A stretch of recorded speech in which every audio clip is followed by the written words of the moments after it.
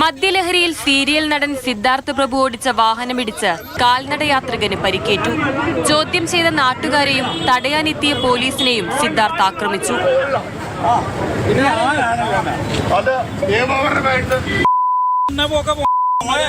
ഒടുവിൽ ബലം പ്രയോഗിച്ചാണ് ഇയാളെ പോലീസ് കസ്റ്റഡിയിലെടുത്തത്.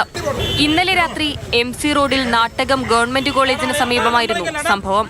കോട്ടയം ഭാഗത്തു നിന്നുമെത്തിയ സിദ്ധാർത്ഥ് പ്രഭു ഓടിച്ച കാർ നിയന്ത്രണം വിട്ട് ലോട്ടറി വിൽപ്പനക്കാരനെ ഇടിക്കുകയായിരുന്നു.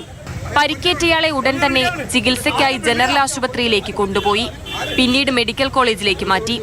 രക്ഷാപ്രവർത്തനത്തിനിടെ സിദ്ധാർത്ഥും നാട്ടുകാരും തമ്മിൽ വാക്കുതർക്കമുണ്ടായി.